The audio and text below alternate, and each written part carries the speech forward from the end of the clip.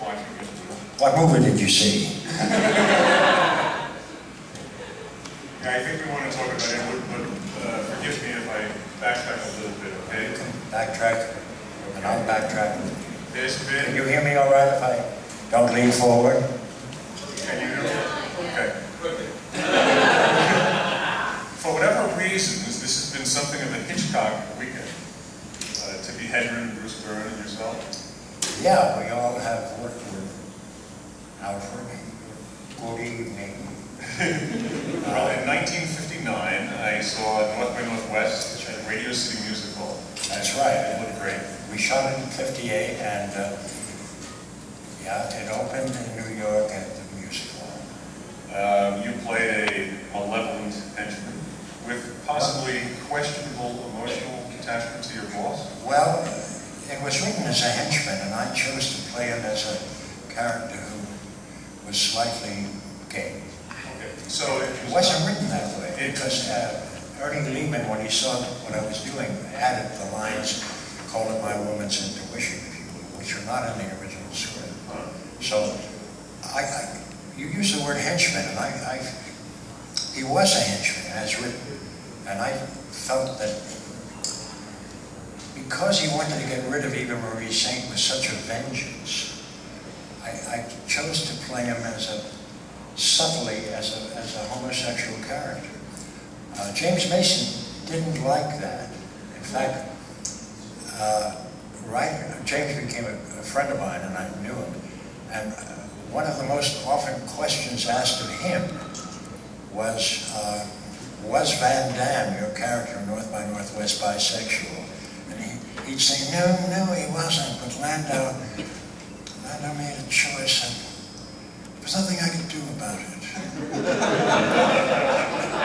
Anyway, but I felt it was, Hitchcock liked what I did, and certainly didn't change the direction of the character, but it was, again, it's 1958 when we shot it, and everyone said, you know, this is going to be a big movie and everyone's going to think you're gay. I said, well, I'm an actor, so it's not certainly going to be the last thing, and I'm not gay. So, I didn't understand that, but it certainly didn't change my point of view about it. I remember Mason even probably had to give it at one point. He says, I think you're jealous. He says, I'm your character. That's right. Yeah, Ernie, I knew Ernie Lehman, and can you still hear me when I'm back here? Yeah. Oh, yes. Okay. Ernest, you know, who wrote Virginia Woolf and a lot of wonderful plays, screenplays. I knew Ernest, and he really liked what I was doing, and Hitchcock liked what I was doing. It was, I was fresh. Cary Grant was very generous, and I mean, those people really welcomed me, and it was a very pleasant experience. So, and I got along very well. I got along very well with Hitchcock too. He saw me in a play and cast me in that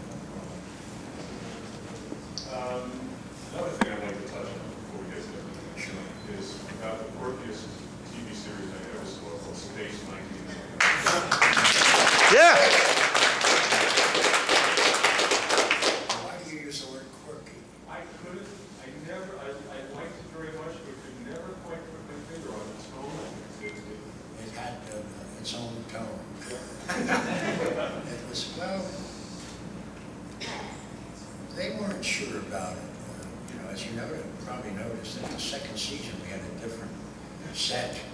I mean, Freddie Freiberger came in and changed it a lot of ways. I felt the first year we were moving in a direction, and when the second year occurred, because of the changes, Sylvia Anderson leaving and Freddie Freiberger coming in, I was never a big fan of his Star Trek shows when he was involved with Star Trek shows.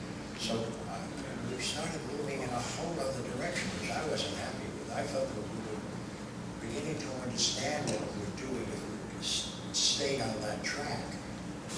And I think what you're feeling is what I felt. That suddenly the main mission set was different. Everything was, Barry Morse was no longer there. We had a metamorph suddenly. And so it was a show trying to find its identity. And I felt it was a big mistake to make those changes. But again, too many cooks. You know, you have something, shows like The Black Sun, and we did some interesting shows that first year, and we needed to stay on that path. There's an old expression which I like to use. I said, if you don't know where you're going, any road will take you there. And I felt, sadly, we started going drift. So that's why you're saying that, and I felt that. You know, I was less than happy with that. I would go into Freddie Freiberger's office and having read a script, I said, this has nothing to do with what we did last year. I said, you can't make a preemptive strike. We don't do that. He said, well, they won't remember. I said, what are you talking about? People who watch a show know the characters, and when the character betrays everything he stands for, well, I mean, I would have arguments that say, my character wouldn't do that. Oh, well, you know, everyone can change. What are you talking about? I said, change for the better maybe, but not. Anyway, so I'm basically understanding what you felt. Quirky is an interesting word, getting back to it.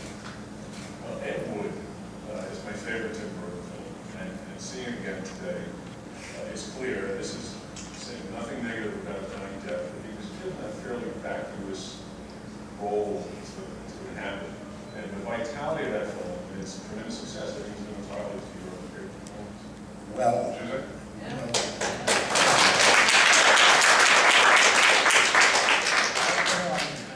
I know Tim, and I like Tim a lot. And we have an interesting relationship. I'm doing,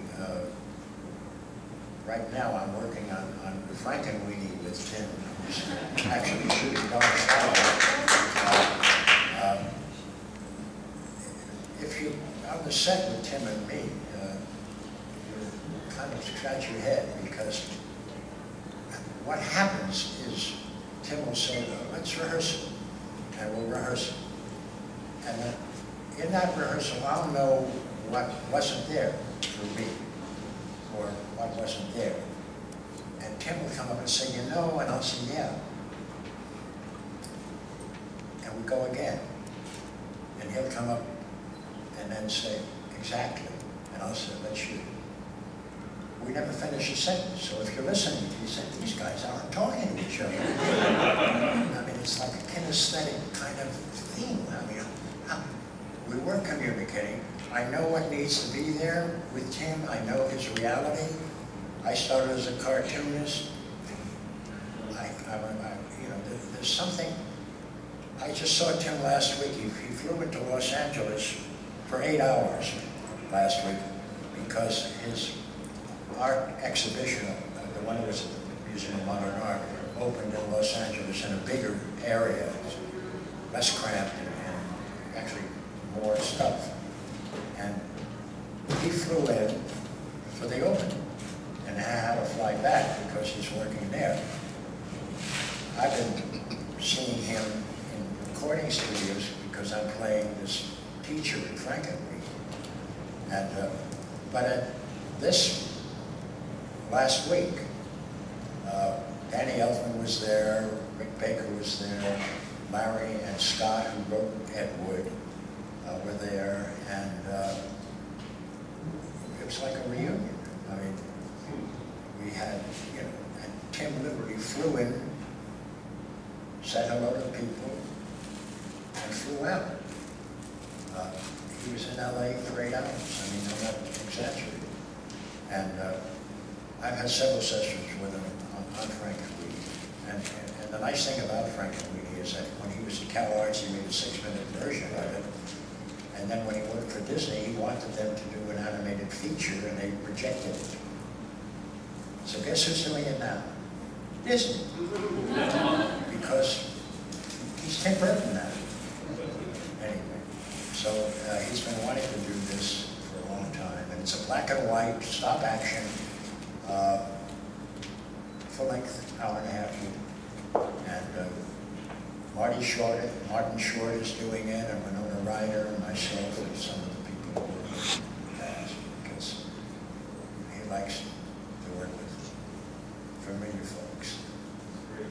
How did the role of Belle and Rosie come your way? Well, it's funny. When I saw Beetlejuice, I went with my daughter, and afterward I said, you know, I'd like to work with that guy. I didn't know Tim Burton. I saw a movie that was, you know, interesting to me as all get out, you know, and I thought Michael Keaton's performance was rich and full of stuff. And I left his office. Some time goes by, and my phone rings. I pick it up, and a voice on the other said, "Hello, is Martin?" I said, "Yes." He said, "This is Tim Burton." I figured, well, it's ridiculous. It's one of my friends kidding around. And in answer to that, I said, "Well, this is Thomas Jefferson." You know, I mean, he said, "No, this is Tim Burton." I said, "Well, hello, Tim." He said, "I'm going to send a script over your way and check out the part of Bela." I said, "Bela Lewinsky, I'm not right for it." Bela Lewinsky was a congresswoman from New York.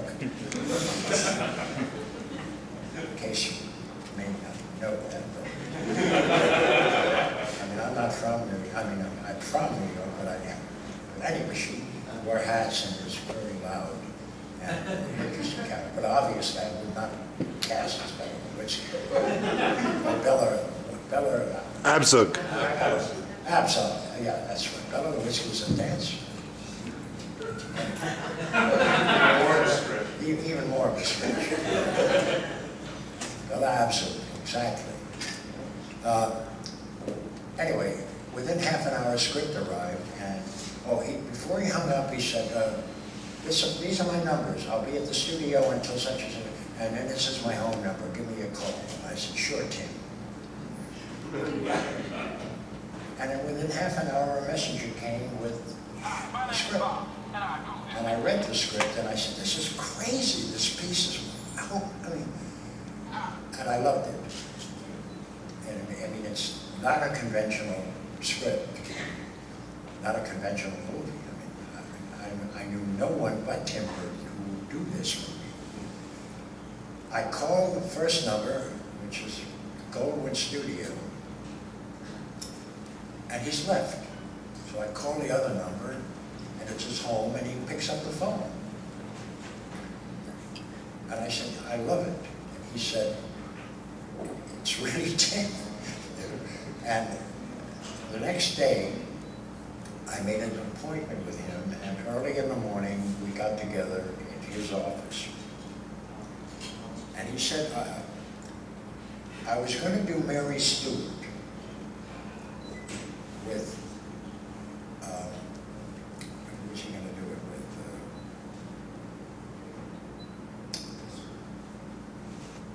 Well, it'll come to me, but he said, "But I just talked to Johnny Depp, and if you do this part, we're going to do this movie instead." I said, "I don't know what you're saying." He said, "Johnny and I would like you to do this part." He said, "But if you don't do it, I'm going to do Mary Stuart."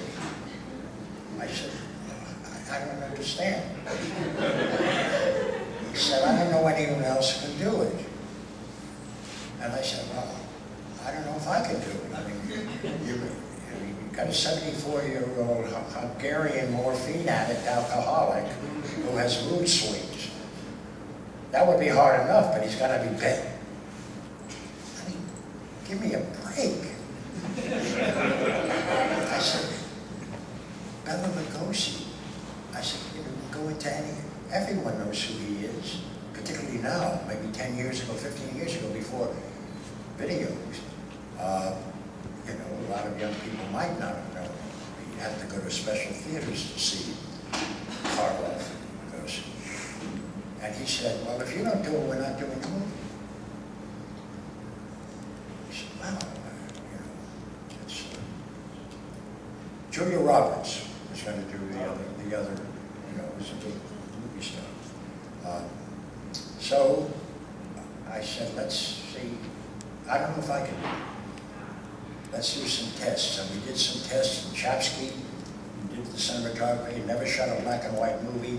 Well, it wasn't black and white when we started. We did the tests in color.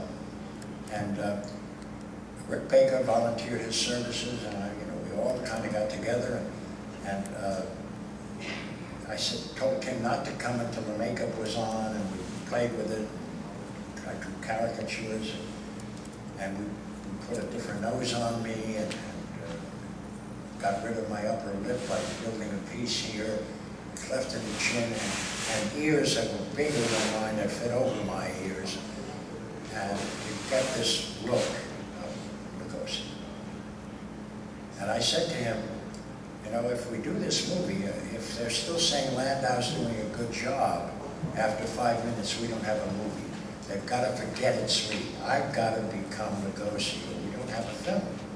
Because I felt my character was the heart of the movie, and if it looked like an impersonation, I wanted the audience to believe I was Bela Lugosi. And anyway, we did the test in color.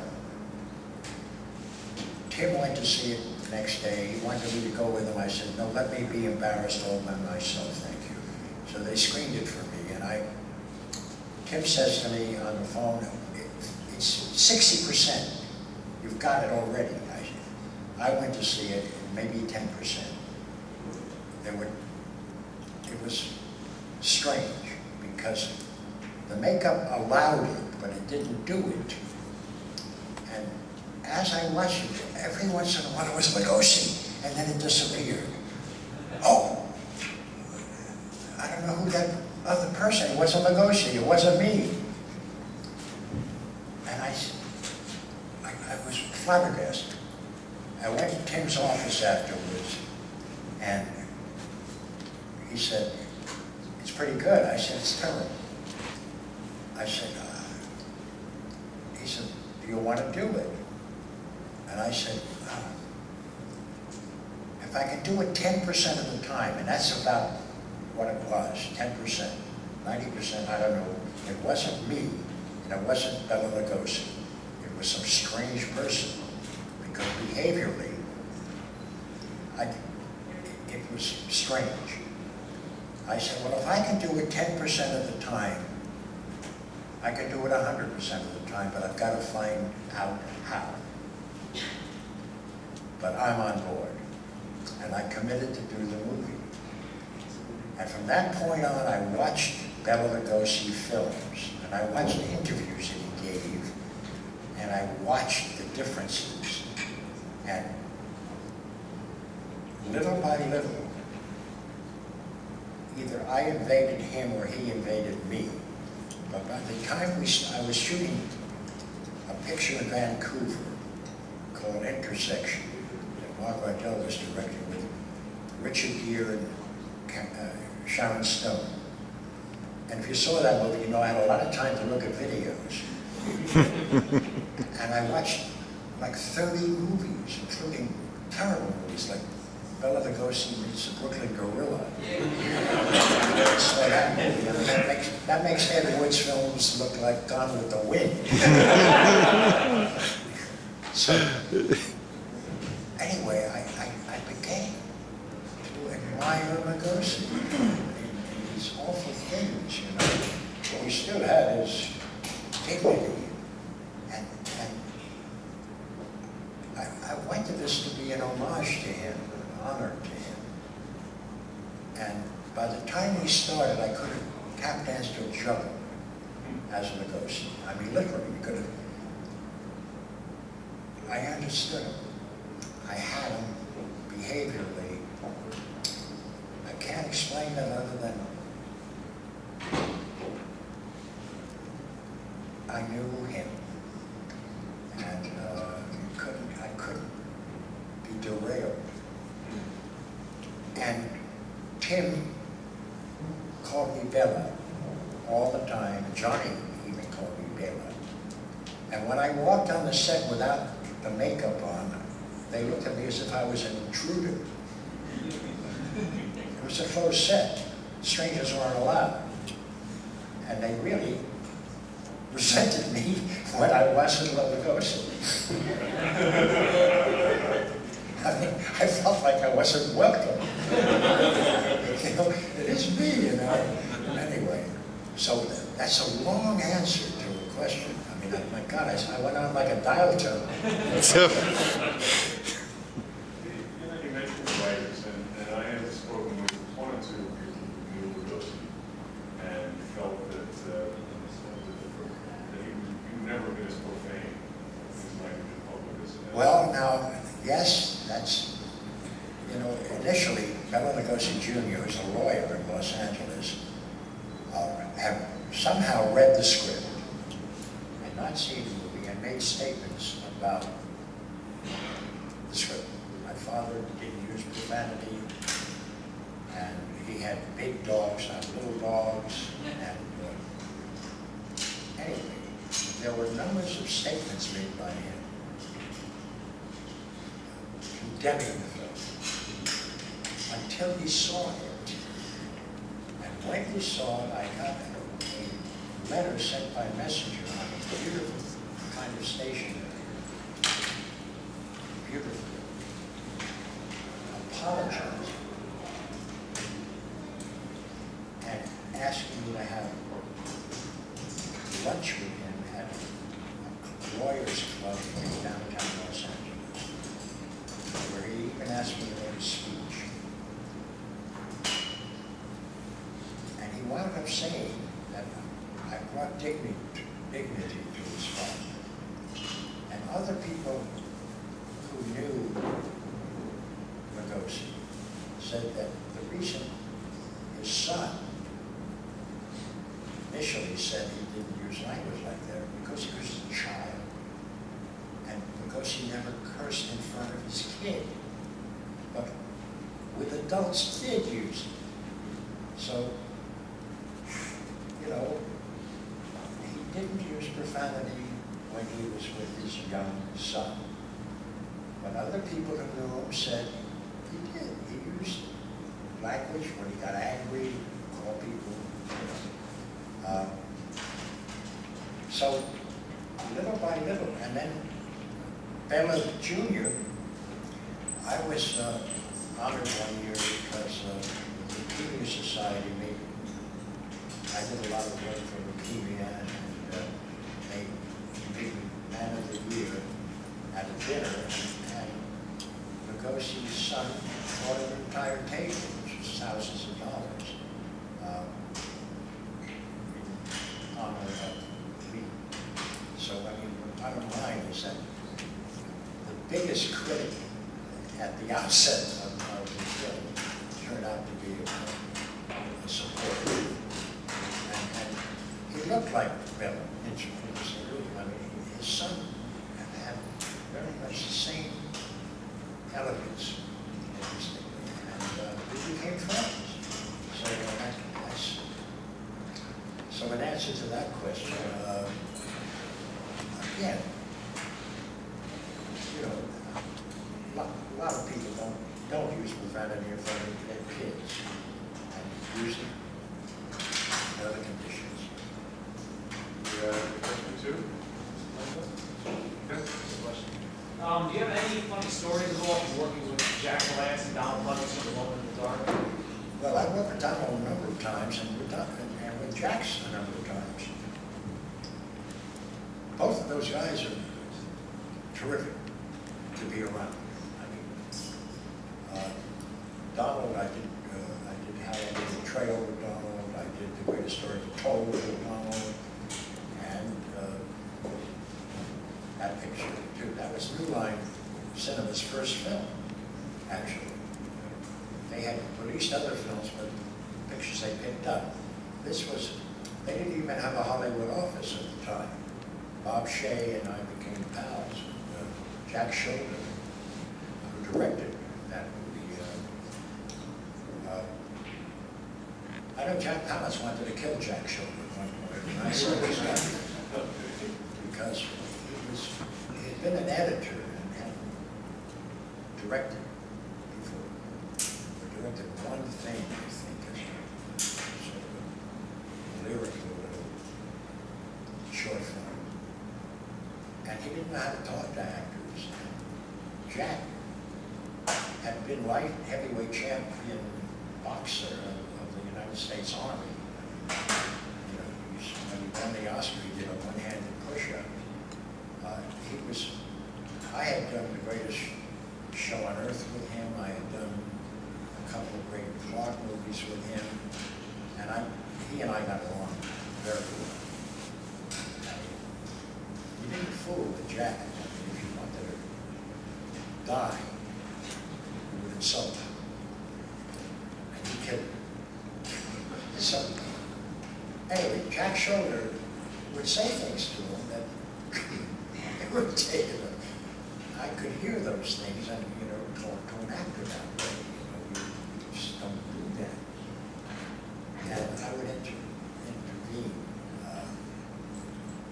Because I was concerned for Jack Shoulder's life. I said, we'll never finish this picture because Jack's going to kill him. Jack and Jack. So, and Donald Pleasance, when we shot the mental institution, we used the actual mental institution in Rockland County. It was, for want of a better word, an insane asylum, and we worked in a section of that had been vacated because of the new drugs, so they were graduating people onto the street. But the smell of urine could not be eradicated, and we walked in and we were overwhelmed. Obviously, the people there had not used the toilets necessarily prior to our being there.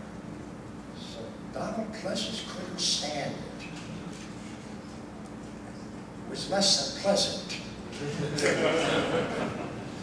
say the least.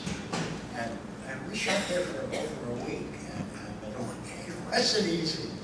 I mean, an exceedingly strong smell of urine that had probably been there for years and years, building up and building up and building up. And we rejoiced. It was one of the toughest locations. I mean, I've shot in 130 degrees in Morocco, you know, where you just don't have the lower part of your body. Everything urinates except the people. Sheep do, camels do, donkeys do, people don't. Everything evaporates and you continue drinking. You're not on camera. That was more pleasant. Good question. Great. Another? Well, you received the Oscar for playing Bela Lugosi, which was well deserved, long overdue, in my opinion. Well, that's nice of you to say, but I don't think the Academy would agree with you. But I won a lot of awards that year, and I mean, it was really, I won the Screen Actors Guild Award, the first one ever given out. Literally. You know, the awards always have a number up the back. I've won 3 Golden Globes over the years, and the first one was for Mission Impossible back in 1960. 1967, and then one for Tucker, and one for Ed Wood. And they all have numbers, and the Oscar has a number. And my Screen Actors Guild Award has a number 2 on the back. And Tom Hanks has number 3, because he won the award for Forrest Gump that year. And I said, where's number 1? I mean, number 1 is in a glass case at Screen Actors Guild. No one has that. So I have the first Oscar, first actor award ever given out.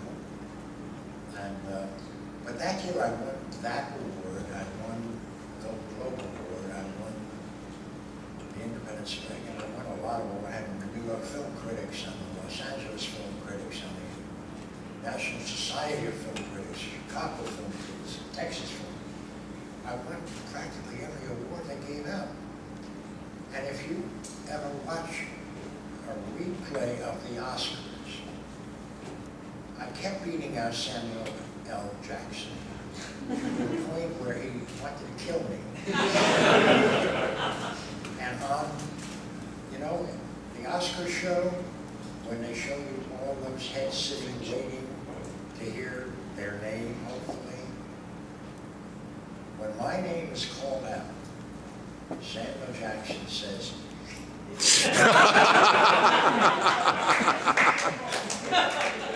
it's probably the most honest reaction at an Oscar, because most of the time people go,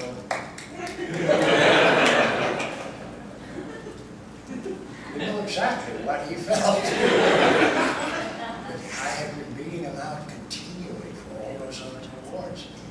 And even at the Golden Globes, Ed Wood had its table, and Pulp Fiction had its table, and Forrest Gump had its table. And I beat some very good actors out. Gary Sinise, Samuel, Chaz Monteri. Anyway, he got fed up, to say the least. While we're touching on other films, I have to mention I hope you'll all see Wanted to this day, their crimes of disobedience. Well, that's an interesting, yeah, I had a great time doing this. And if you know, Woody Allen does not do that for anyone, ever. He doesn't want to talk about it. He doesn't want to discuss it. He'll talk about the Knicks. He'll talk about the Rangers. He won't talk about the movie or the characters. John Lovitz came back from working with him and said, how the hell did you do it with that part? He doesn't talk to you. I said, he told me about it. You're on your own completely. But then, most of the good directors that I know create a playground for you. I mean, and they let you play. And out of that stuff, Coppola, Kim, Woody, of course.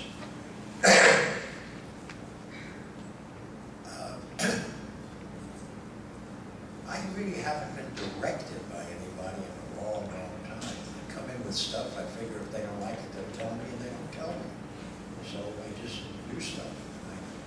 And I treat each role as I've never met two people in my life who are the same. So I never, each character comes from different places, educated differently, physiologically different, as a result, emotionally different. His predilections and tastes and fears and concerns are all different. So one of the reasons I still like to act is because I treat each thing as a new adventure. And in that sense, you don't get tired of the job. It's always, I'm doing it, as I said, I'm doing a new Hallmark Hall of Fame. In a week, I start rehearsals on the new Mitch Albom book. is directing. Abnett's a terrific director. He's brought to the casino several times. And you talk to Al about Abnett, who doesn't like a lot of directors. He's he'll tell you, the best. And John Abnett loves acting. We have a week's rehearsal. Lawrence Fishburne and I have the two main parts. I don't even know yet who's playing Al. I don't know who's playing Al yet. I don't think he's casting. There are two stories that go concurrently, and Fish will be doing one and I'll be doing the other without running through the whole thing. So what I'm saying is,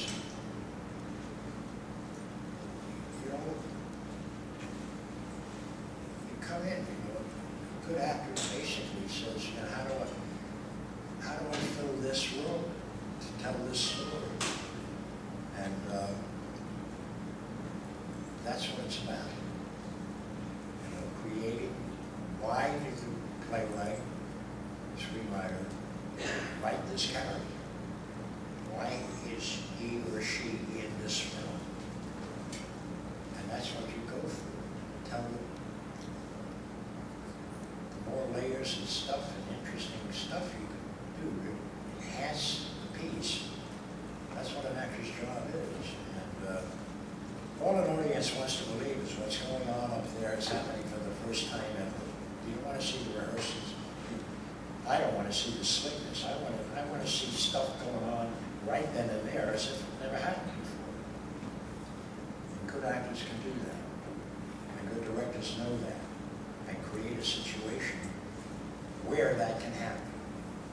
A lot of actors are considered good actors who are very predictable. And I rarely go to see some of them are friends of mine.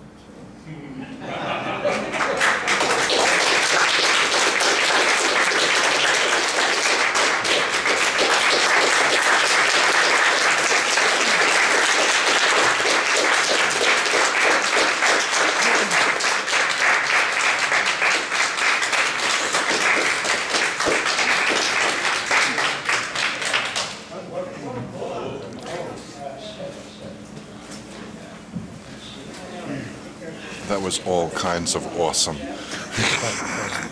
hope the, I was Yeah. thinking it's nice If that you your want next one of one's these straight. creature posters, we're asking $50 a piece for them. Any takers? Free. No takers.